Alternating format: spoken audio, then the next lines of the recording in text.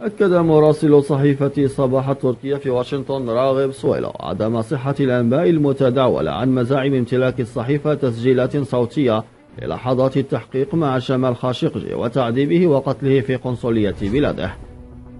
وأكد سويلو في تغريدة على تويتر عدم صحة هذه الأنباء وامتلاك صحيفته أي تسجيلات تشير إلى وجود جمال خاشقجي داخل القنصلية السعودية.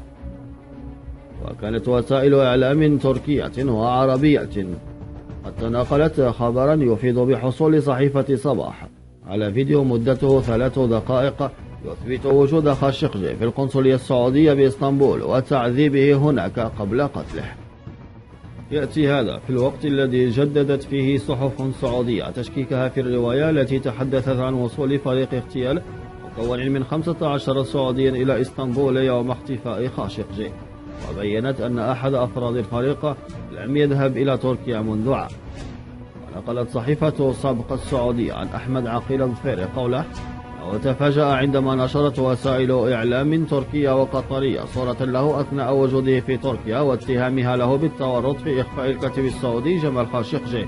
أوضح أنه لم يتوقع أن تجعل رحلة شهر العسل التي قضاها قبل عام في تركيا منه مجرما، وقال ذهبت لتركيا قبل عام لقضاء شهر العسل ونزلت في مطار طرابزون وقضيت قرابة 5 أيام فيها برفقة زوجتي ومضيت بطريق عائدا للسعودية بكل سلام وهدوء كأي سائح. وتابع قبل أيام وصلتني صورتي متداولة ومذيلة بأكثر من اسم واتهمت بأني متورط في قضية قتل جمال خاشقجي. وأضاف تعرفت على صورتي من ملابسي التي كنت أرتديها حين ذاك وكانت صدمة بالنسبة لي بعد انتشار النبأ بين أقاربي وأصدقائي وتضررت سمعتي ونفسيتي ما دعاني إلى البقاء بالمنزل والعزلة حتى والدي لم أود إخبارهما، إلا أن الخبر وصلهما من بعض الأقارب والآن هما بالمستشفى رغم محاولات إقناعهما بأن الموضوع غير صحيح. ختم بالقول اخترت الخروج والتوضيح لحبي لوطني وملكي ورفض استخدام اسمي في معركة سياسية يديرها مجندون وخلايا تويترية للإساءة لوطني. واختفى خاشقجي بعد دخوله مقر قنصلية بلاده في مدينة اسطنبول 2 من أكتوبر الجاري ولا يزال الاتصال به مقطوعا حتى اليوم. يأتي هذا في الوقت الذي نفت فيه عائلة الصحفي السعودي جمال خاشقجي بيانا نسبته إليها قناة CNN الأمريكية وزعمت فيه بمطالبة أسرة خاشقجي بتشكيل لجنة دولية للتحقيق بما يشاع عن مقتله في قنصلية بلاده بإسطنبول. وقال معتصم خاشقجي ابن عم جمال والذي ترأس اجتماعا للعائلة في مدينة جدة لعكاظ السعودية إن البيان الذي نشرته قناة CNN لم يصدر عن العائلة. وشدد معتصم خاشقجي على التزام أسرة ابن عمه ببيانهم الوحيد الذي يؤكد ثقتهم بحكومة السعودية في الكشف عن ملابسات اختفائه. وأضاف موقفنا كعائلة أن جمال مفقود، مشيرا إلى أنه هو فقط وصلاح نجل جمال الشخصان المفوضان من العائلة بالتصريح وإصدار أي بيانات تتعلق بالحادث. نشرت قناة CNN يوم أمس بيانا ادعت فيه أنه صدر عن عائلة خاشقجي وأنه الأول الذي تصدره العائلة للحديث عن قضية اختفائه منذ بدئها. رحبت باكستان بالتعاون السعودي التركي المشترك في حل قضية اختفاء المواطن السعودي جمال خاشقجي.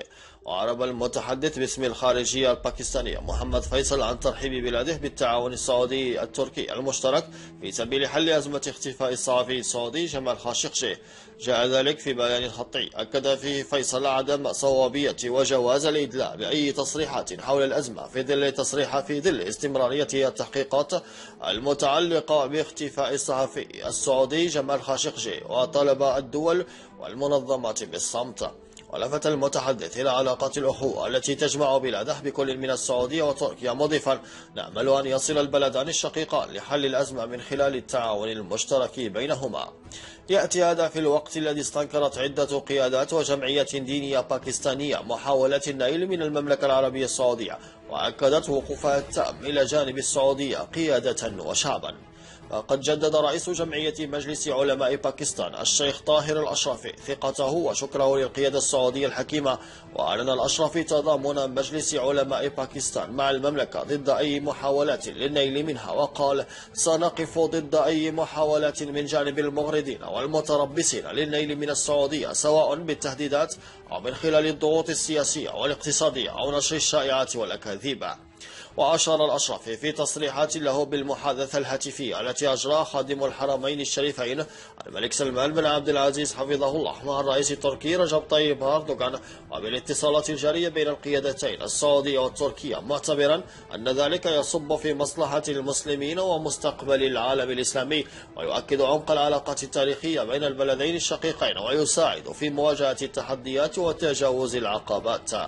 وشدد الأشرفي على أن السعودية حريصة على مواطنيها، وأن كافة مسلمي العالم يقفون إلى جانبها، وطلب الأشرفي بمحاسبة ومحاكمة من ينشر الإشاعات الكاذبة والمغرضة التي تستهدف النيل من مكانة وسمعة المملكة العربية السعودية، وتستهدف كذلك نشر الفرقة والنزاعات بين دول العالم الإسلامي، وأعلن دعمه لكافة الإجراءات التي تتخذها السعودية ضد هؤلاء المغرضين والغوغائيين وناشري الأكاذيب.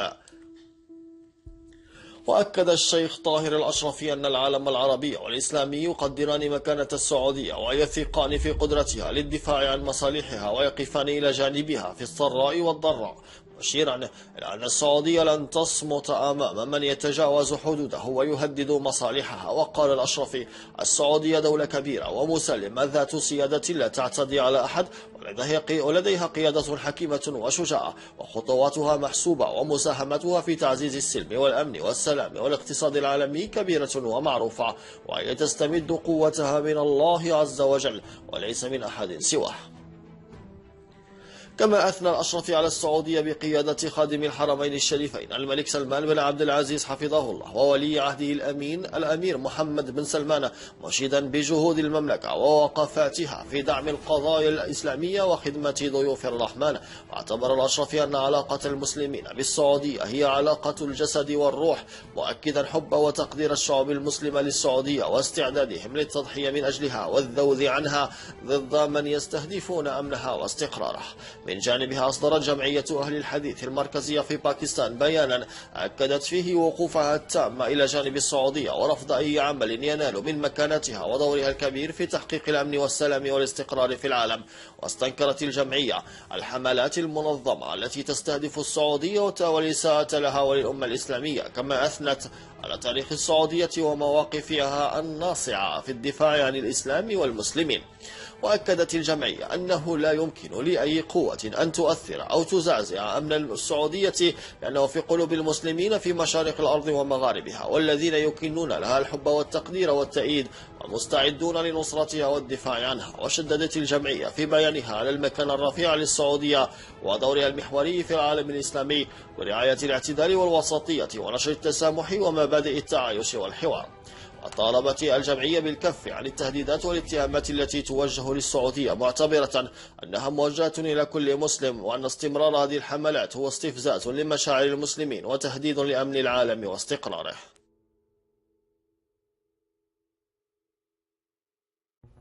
أعلن الرئيس الأمريكي دونالد ترامب أن محمد بن سلمان أكد له هاتفيا أنه يجهل بتاتا ما حدث داخل القنصلية السعودية بإسطنبول التي اختفى فيها الصحفي جمال خاشقجي.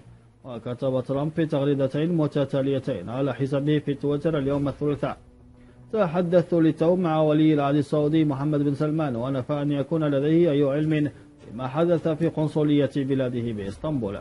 وأضاف ترامب: قال لي بن سلمان إنه بدأ بالفعل تحقيقا كاملا وشاملا في المسألة وسيوسعه سريعا، وسوف تظهر الإجابات قريبا جدا. أصدر العائل السعودي الملك سلمان بن عبد العزيز حفظه الله أمرا ملكيا جديدا، وفقا لما نشرته صحيفة سبق السعودية، فإن الملك سلمان أمر بإعادة صرف العلاوة السنوية بوضعها وإجراءاتها السابقة نفسها. وذكرت مصادر للصحيفة أن موافقة العائل السعودي صدرت بناء على ما رأته اللجنة المالية برئاسة الأمير محمد بن سلمان ولي العهد نائب رئيس مجلس الوزراء بإعادة صرف العلاوة السنوية بوضعها السابق. ويلغي الأمر الملكي بحسب التعميم المتداول في وسائل الإعلام السعودية إجراءات حكومية سابقة قيدت صرف العلاوة السنوية لموظفي المملكة العاملين في القطاع الحكومي، وأمر بالصرف وفق الإجراءات السابقة. وأظهرت وثيقة التعميم قرار الملك الموجه لولي العهد الأمير محمد بن سلمان وكافة وزارات ومؤسسات الدولة الحكومية، وقد نص على إعادة صرف العلاوة السنوية بوضعها وإجراءاتها السابقة نفسها. وفي سياق مشابه، ترأس العائل السعودي الملك سلمان بن عبد العزيز الجلسة التي عقدها مجلس الوزراء اليوم الثلاثاء 16 من أكتوبر في قصر اليمامة بمدينة الرياض.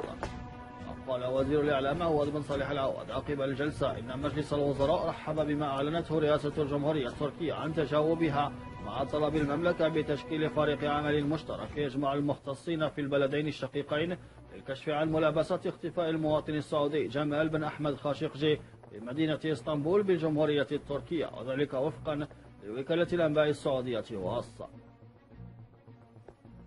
وأضاف وزير الإعلام أنه في مستهل الجلسة أطلع الملك سلمان المجلس على فحوى الاتصالات الهاتفية مع الرئيس دونالد ترامب رئيس الولايات المتحدة الأمريكية وما تم خلاله من بحث مستجدات الأحداث في المنطقة.